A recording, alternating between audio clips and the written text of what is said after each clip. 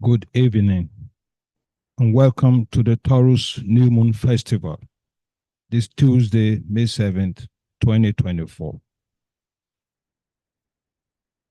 The new group of world servers and the law of magnetic impulse, or the law of polar union.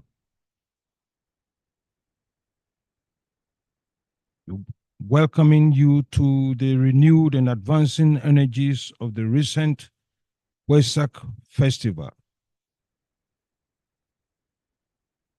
It is good to keep in mind, amidst the turbulent world environment, that powerful energies are simultaneously pouring into humanity.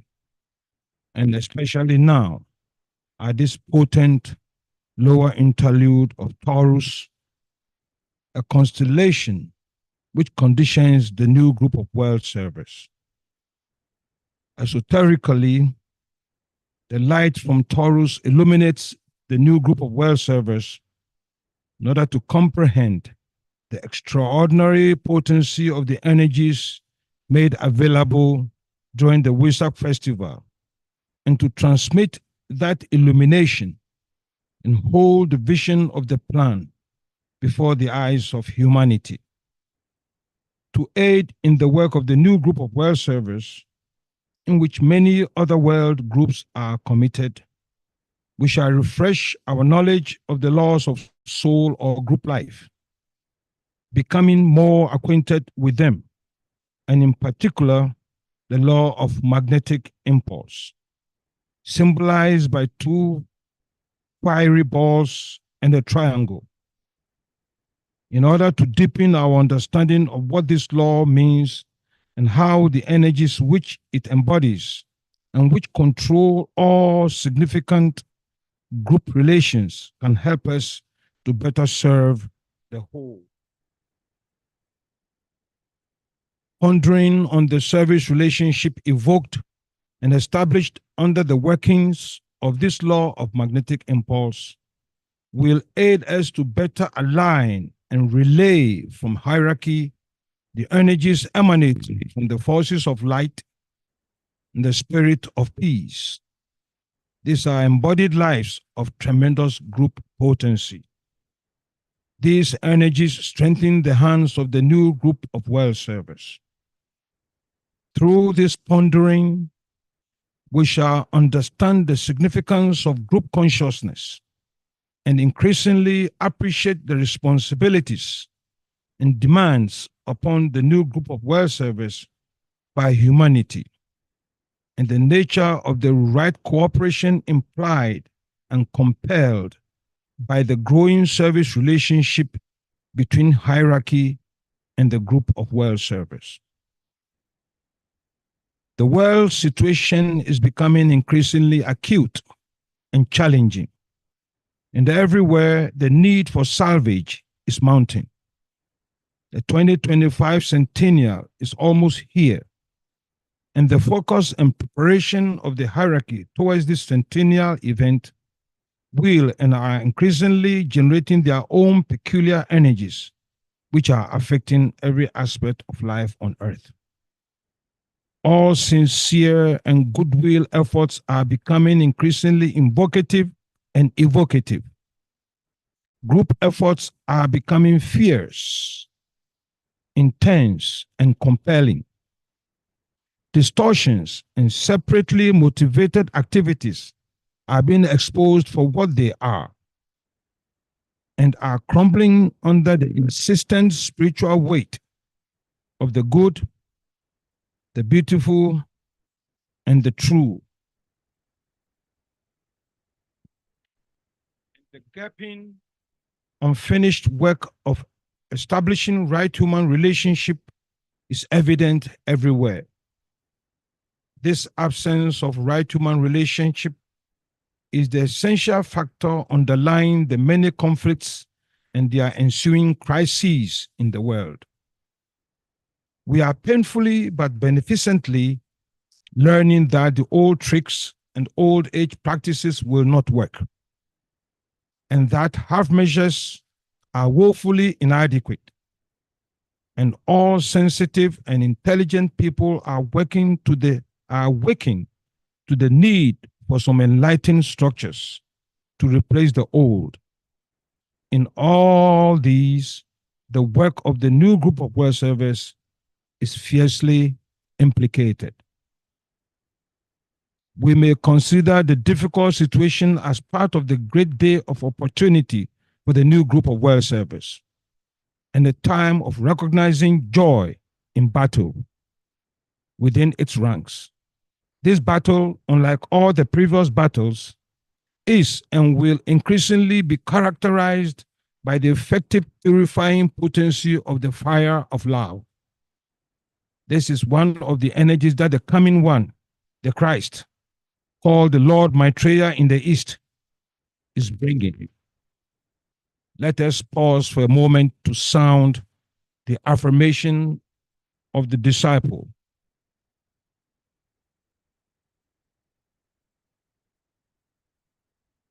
I am a point of light within a greater light.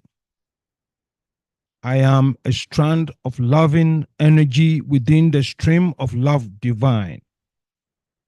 I am a point of sacrificial fire focused within the fiery wheel of God, and thus I stand. I am a way by which men may achieve. I am a source of strength, enabling them to stand. I am a beam of light shining upon their way, and thus I stand. And standing thus revolve and tread this way, the ways of men, and know the ways of God, and thus I stand. Oh.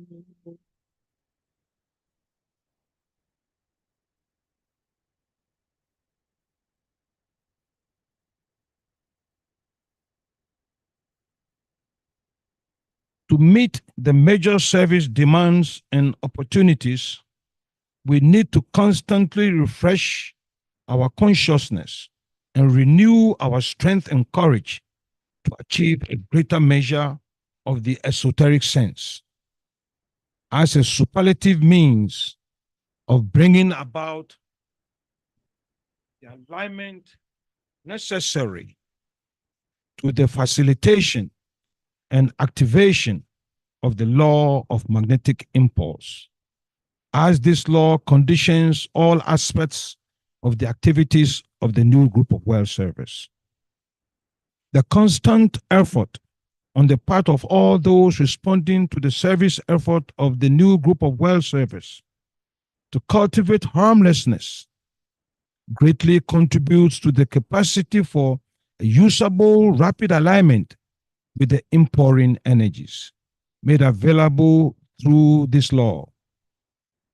The importance of harmlessness as a quality to be cultivated by itself cannot be overemphasized. Such is the peculiar significance of harmlessness that even the Tibetan practices it. It tells us in Treatise on White Magic, page 102, quote, "Therefore I say to you at this time, I, an older and perhaps more experienced disciple and worker in the great vineyard of the Lord, practice harmlessness with zest and understanding." End quote. He concluded with the astonishing fact that harmlessness is the destroyer of all limitations. Holding, binding, relating, and tying all our efforts together is understanding, persistently and carefully cultivated. This is not mere mental understanding, but that understanding which the Tibetan defined as a revealing energy which permits you to achieve.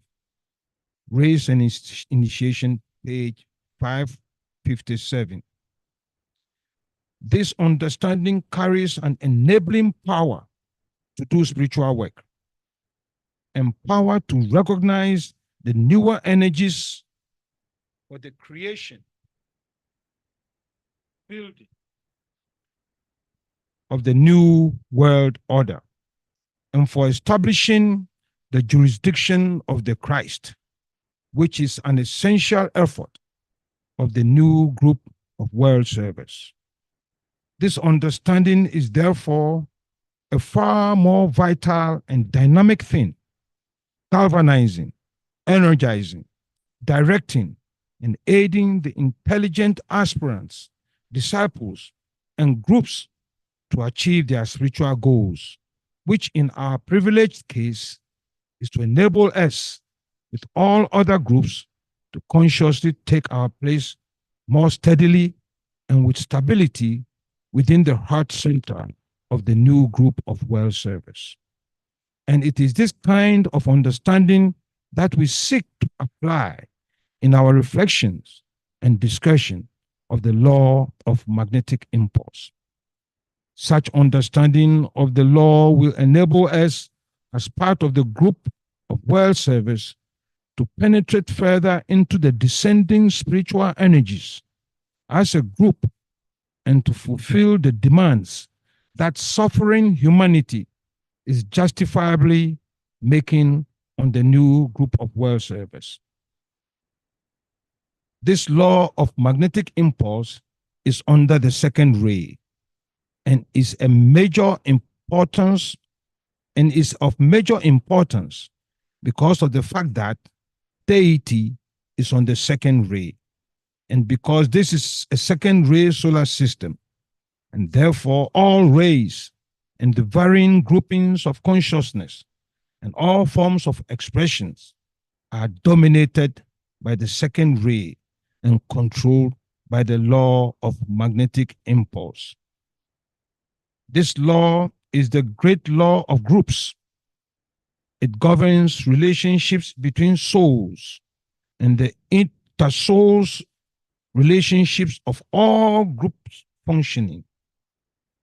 In fact, the Tibetan states that the law of magnetic impulse governs the relations, the interplay, the intercourse, and the interpenetration between the 7 groups of souls on higher levels of the mental plane, the true and essential groups of which all other groups are expression.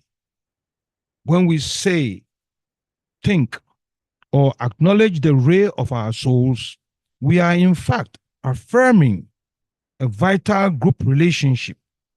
And the thought of this identification with a ray immediately invokes and directs that ray energies into action in our lives and in the world. Are we conscious of this energy flow, or at least the idea of such interplay? The law of magnetic impulse indicates the magnetic nature of the soul, attractive, pulling, drawing, and evocative of the one soul as it interacts with all other souls between the many groups. The law of magnetic impulse is in the soul realm, but the law of attraction is in the world of phenomena, so says the Tibetan. We are told further that this law is the law of attraction as it functions in the kingdom of souls. This law governs the soul realm, therefore, and to it the solar angels respond, and under its stimulation, the egoic lotuses unfold. This unfoldment, as we well know, is central to our work in the school. The Tibetans suggested a way or means of understanding this law by considering it in the following way: as the impulse driving and impelling interplay between souls in form and out of form as the basis of egoic recognition, as the factor which produces reorientation in the three worlds.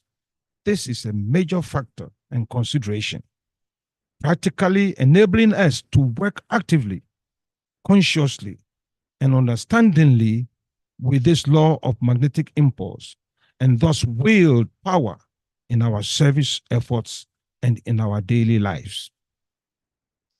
Lastly, we are to consider it as the cause of the magnetic rapport between a master and his group, or a master and his disciple. This is a major factor at certain stages of service. If the law of magnetic impulse is to the soul what the law of attraction is to the personality in the threefold world, then there is no evading its influence. It is therefore inevitable that we consider its processes. One may say that this law attracts other groups of souls into service activity, permitting interpenetration and unification of service goals, and thus clarifying and strengthening the hands of the new group of world servants. Let's review our reflection on group consciousness as we reflect on the group laws of souls, especially the law of magnetic impulse, the law of group spiritual enterprise. Group consciousness is not the consciousness of a group of people merely meeting or banded together, even though such a group may invoke the soul. Group consciousness is the effect in consciousness among people or individual units of a growing integration with the soul on its own plane, who by nature has no individual ambition or concerns, but is ever aware of a persistent, inclusive, and including group orientation. At a certain stage or degree of integration, this effect becomes magnetic and radiatory and manifest as service in the threefold world. This is the true spiritual sense of the word service. The Tibetan linked the Wesak festival, the new group of world service, to the law of magnetic impulse, whose esoteric name is the law of polar union,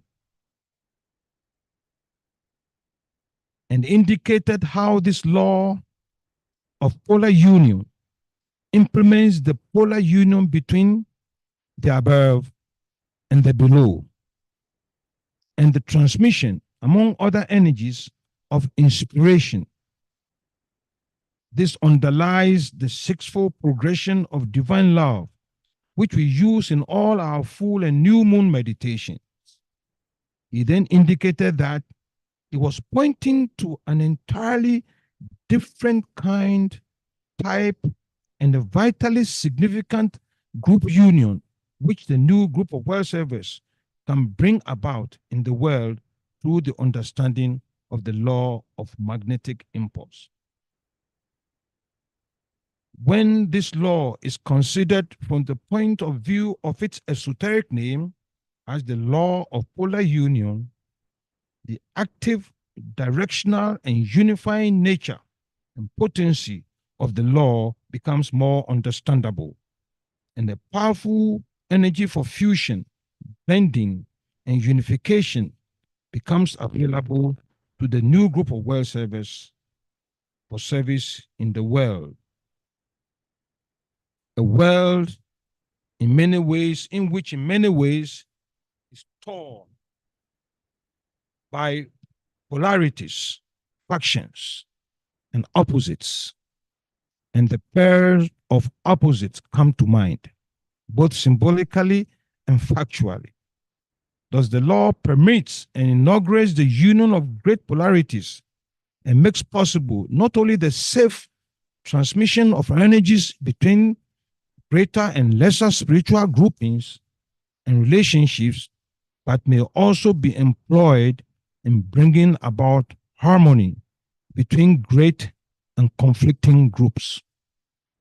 The Tibetan states that the law is one of the group laws of which the new group of well servers can so avail themselves to the degree that an extraordinary relationship can be brought about in the world through the following relations and groupings, which portray a little of what is implied in the words polar union. And the grouping is as follows: the forces of light and the spirit of peace, which are embodied lives of tremendous group potency, and the planetary hierarchy. And between the Buddha and the Christ and the new group of well servers and humanity. Here, the above and below are related energetically, and in this, the Buddha focuses in himself the downpouring forces, whilst the Christ focuses in himself the outgoing demand and the spiritual aspiration of the entire planet. This makes a planetary alignment of great potency. The Tibetans says further, should the needed work be accomplished at the Wesak festivals, the needed adjustments in the world can be made. The success or failure lies largely in the hands of the new group of world servers. And these are the hands that we seek to strengthen in our work. Thank you.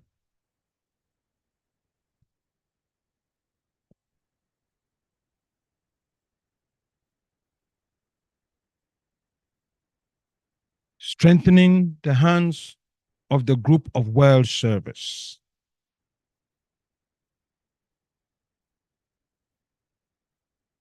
Group fusion. I am one with my group brothers, and all that I have is theirs.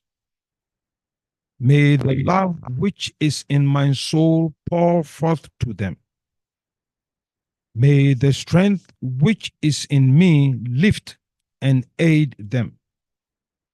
May the thoughts which my soul creates reach and encourage them.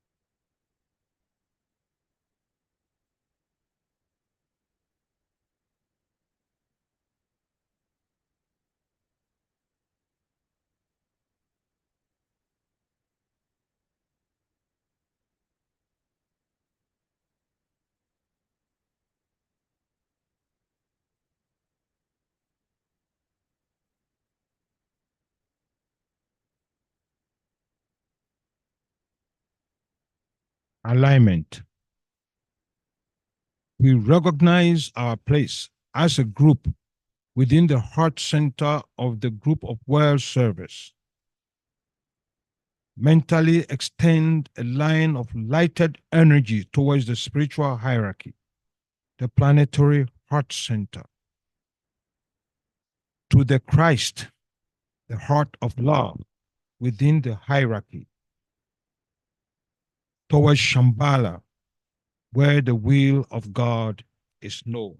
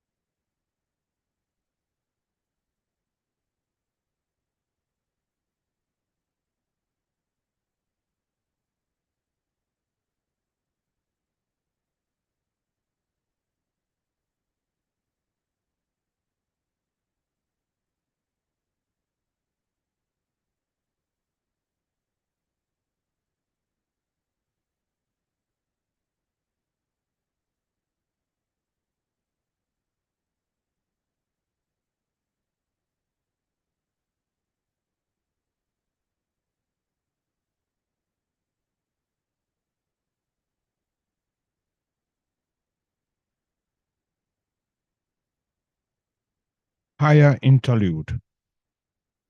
Hold the mind focused for a few moments on the planetary role of the group of world servers, mediating between hierarchy and humanity, responding to hierarchical impression and meditating the plan into existence.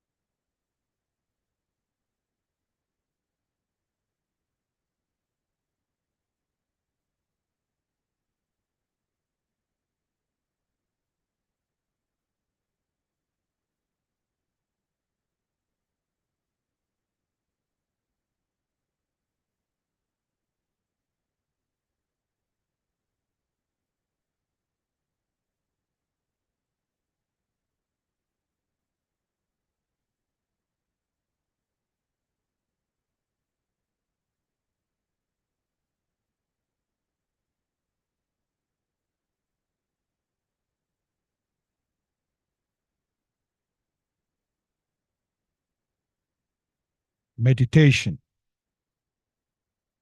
Reflect on the seed thought.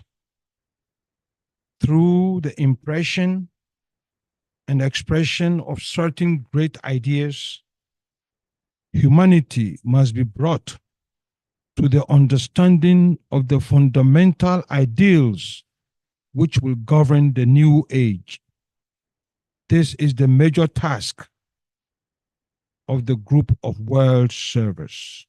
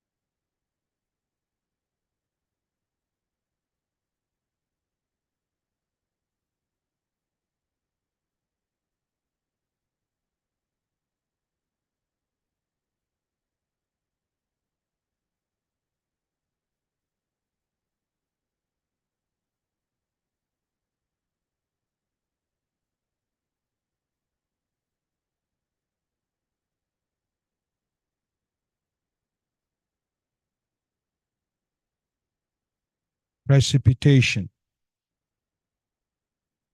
Visualize the precipitation of the will to good, essential love, throughout the planet, from Shambhala through the planetary heart, the hierarchy, through the Christ, the group of world servers, through all men and women of goodwill everywhere in the world, and finally through the hearts and minds of the whole human family.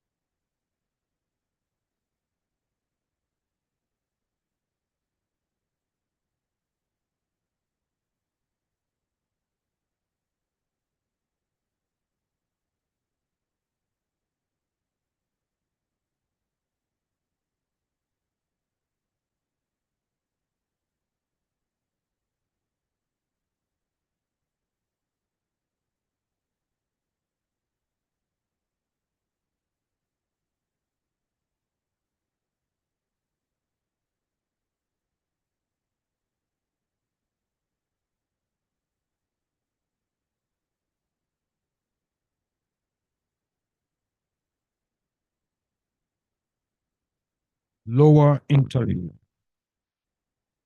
Consider the many ways in which the power of the one life and the love of the one soul are working out in the world through members of the group of world servers.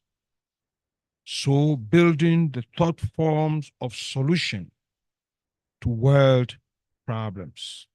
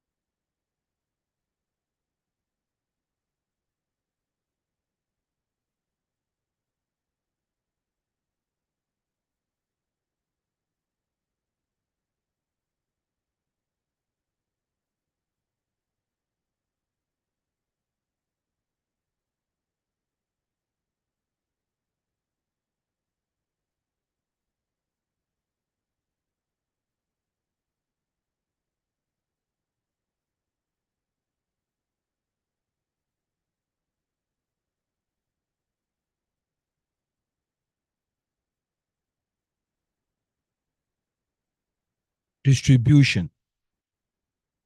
As the great invocation is sounded, visualize the irradiation of human consciousness with light and love and power.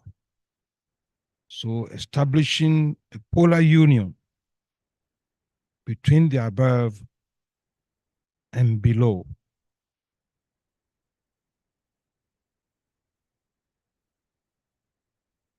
From the point of light within the mind of God, let light stream forth into human minds. Let light descend on earth.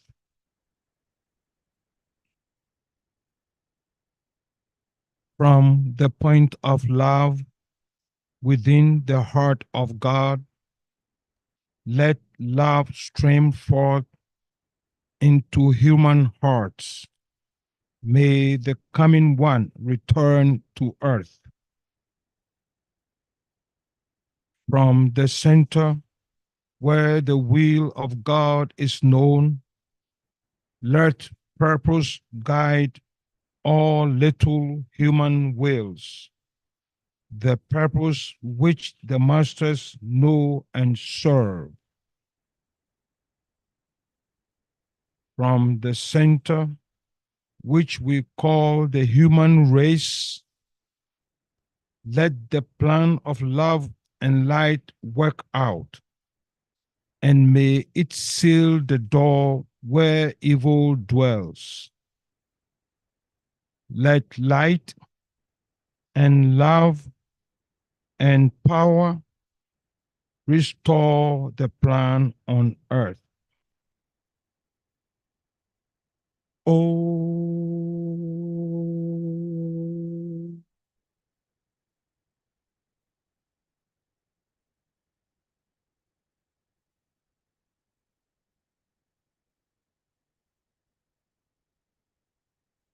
oh,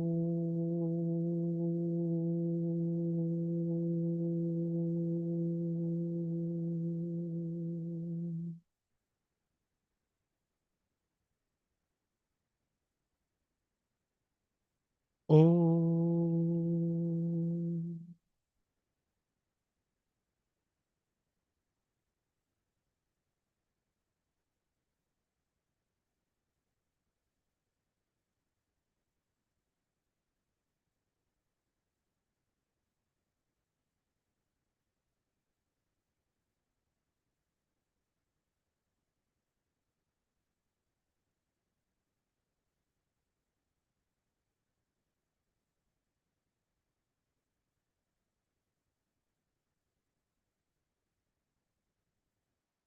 Now we've reached the discussion part of our work. And these are the questions for reflection. What ideas does the symbol of the law of magnetic impulse, two fiery balls and a triangle, or the law of polar union, convey to you in terms of service? Second question: how is this law practically connected with our work in the school and as members of the new group of world service? But we may also consider or share any ideas that have come through in the process of our work.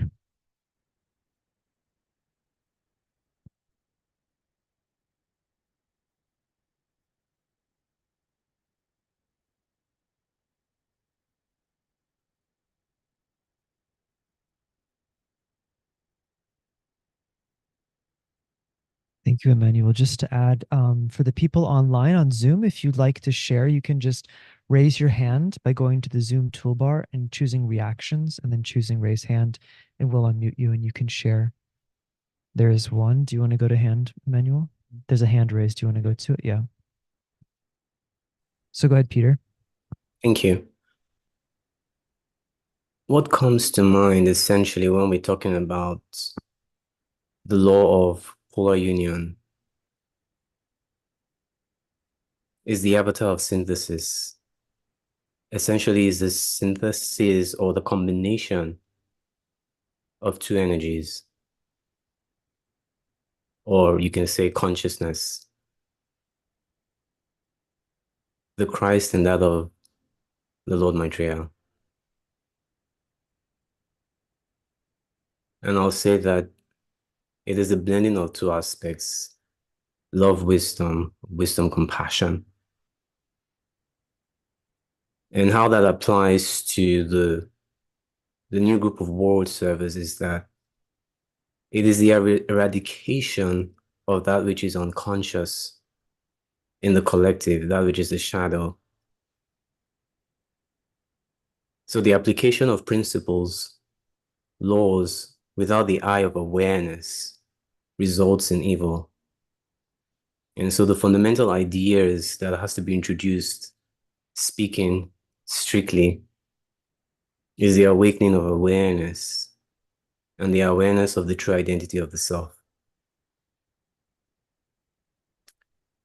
Again, we are synthesizing or combining two energies that have been here before and set a path for us, set us on a path.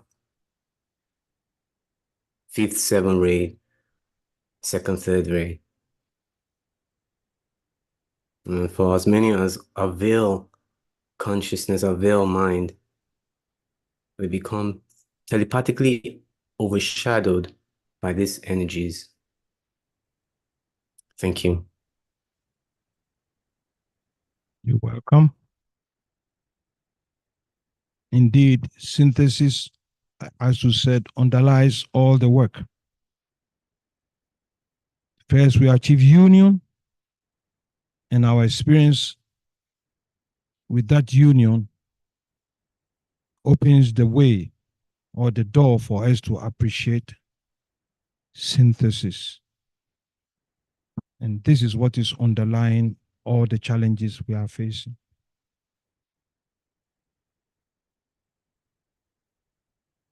Thank you, Emmanuel, and thank you, Peter, for that comment. Very good comment, and thank you, Emmanuel, also for this talk and presentation, of course. I just wanted to add, this is a really, really rich symbol, and there's so many things that you could go into about it, but I just wanted to, I guess, touch upon the note about synthesis, in that if we look at this symbol, what you see in here is it's a very cosmic symbol in one sense. Like all occult symbols, they have a cosmic correspondence in the macrocosm as well as in the microcosm. And so what you see here, these fire is the basic symbol of synthesis, and you have the sphere or the ball, which is to me the symbol of objectivity. I'm reminded that the Tibetan says the whole purpose of our logos, if it could be stated succinctly, is the attainment of wisdom through objectivity. And so we have right there a basic statement of occultism, which has to do not with abstraction or with synthesis as an abstraction, but with synthesis in its manifested form. And to me, that's the essence of what the new group of world servers is designed to do. It's a very occult work, even though members, of course, aren't necessarily occultists. They don't necessarily know about esotericism. But what they're doing is they're working with this energy of synthesis, as was mentioned, in a way that is about its expression in the world, about its objectivity through wisdom, through the mind. What you have here, also the 2 and the 3, is the basic symbol of, objectivity, 3 of the previous system, and wisdom being the 2. So you have the basic symbol of manas, or of mind. Thank you, David.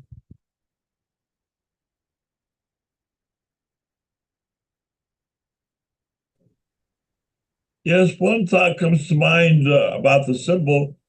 One fiery ball could be the soul, the other fiery ball could be the personality, and the triangle be the service to humanity within it, hierarchy, humanity, and deity. Just thought I'd share that.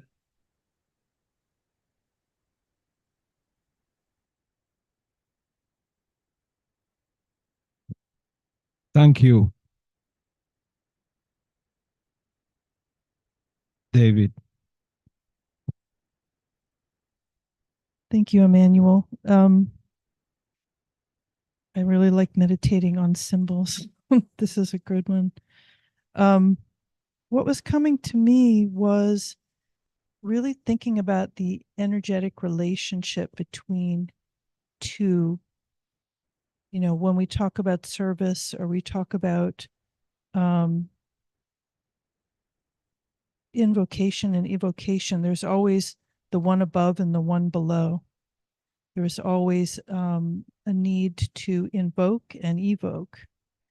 And that relationship, when we think about like Aquarius being pouring forth, we think about all these different terminologies we use when we talk about service, transmission, transmutation, all these different terms.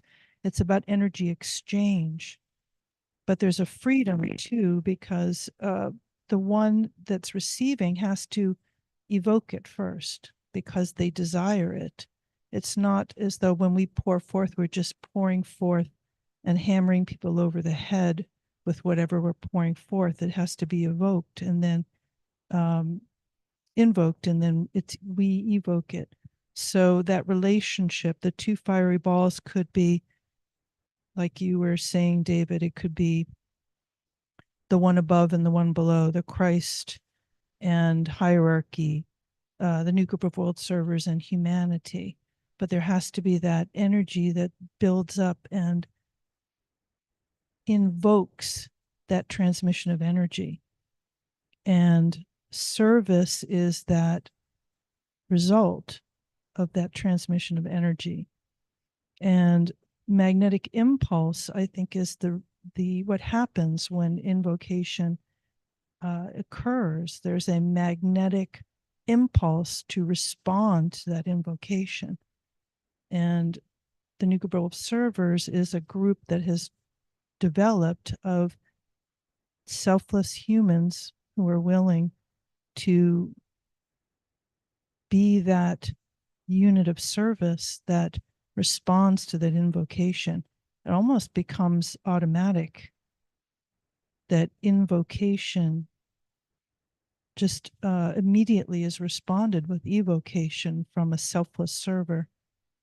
And that energy just pours forth. You just transmit it because the need is there, the love is there, and the willingness to pour forth is the result. So, you can look at these kinds of symbols on so many levels, but energy transmission from the one above to the one below, resulting in bringing the one below a higher level of vibration, and the one above coming down and creating synthesis with it. It becomes sort of that dance and that play, and then everything is raised and everything becomes more unified, and synthesis results.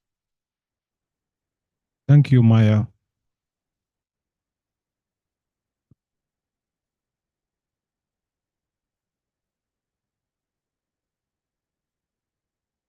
Thanks, Emmanuel.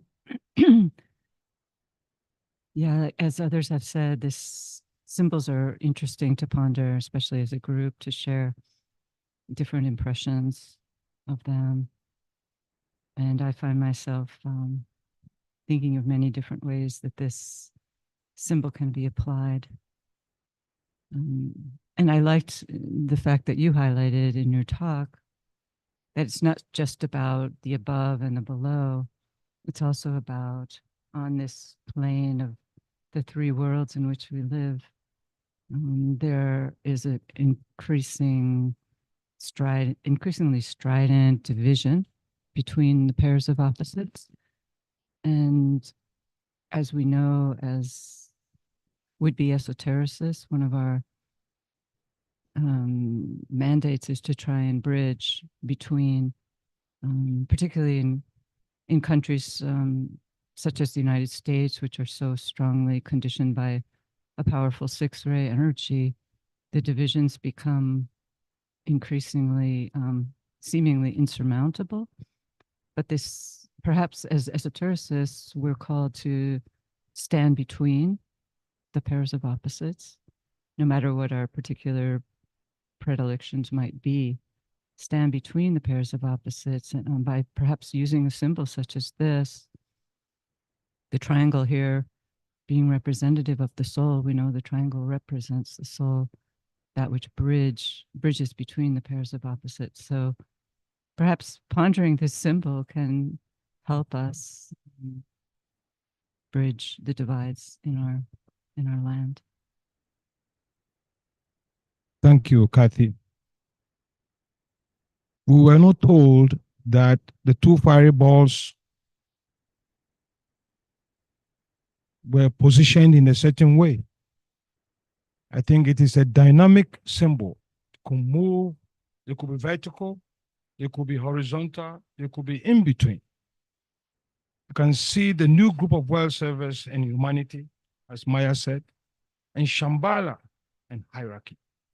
And the triangle is the will to good, that energy availability, love, wisdom, the intelligent activity through which the problems facing humanity is being solved. And the world is full of polarities today. Polarization is intense. Even the major political systems always have two opposing forces. Somehow, the new group of world servers have to find a way to bring about some understanding union between all these polarities. They are at work everywhere, because in every group in the world, opposing factions, you always find some people who become or serve as a bridge. And that is a great hope that one day the work will be done. Yeah, I think people, some of the people who stand as what the Tibetan called racial avatars, when I considered them, you can see that their underlying contribution to their countries and to perhaps to the world is that they were able, or they dedicated themselves to bridging the divide, such as Lincoln. You know, he tried to bring the warring factions together, and he succeeded in keeping the Union together. And same thing with Nelson Mandela in South Africa. He was really not a person who was polarizing. He was a person who was very bridging in the confronted with extreme hardship. And so I think we can take those examples into our own lives as well.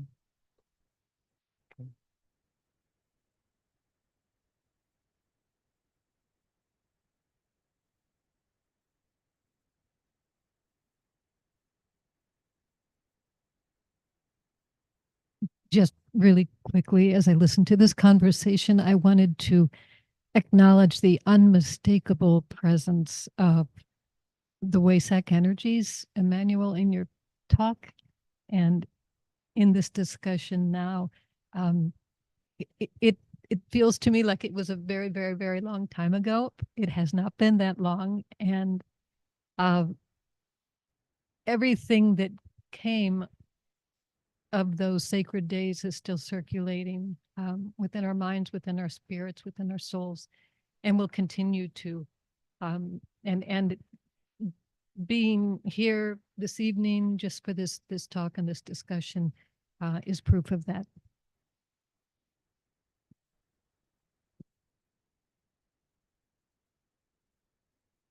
Thank you, everyone.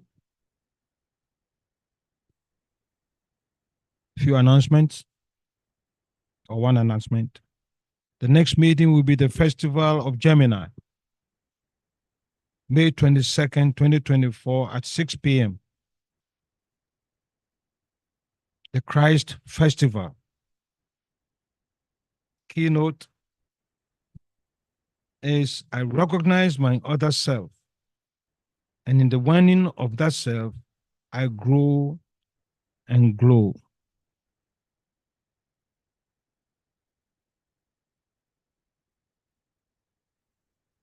Also, there are 2 Arcane School conferences. We just finished one in New York. The next one is in Geneva, May 18th to 19th.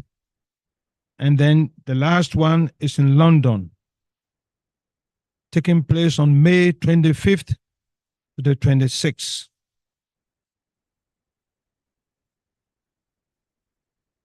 Thank you and good evening.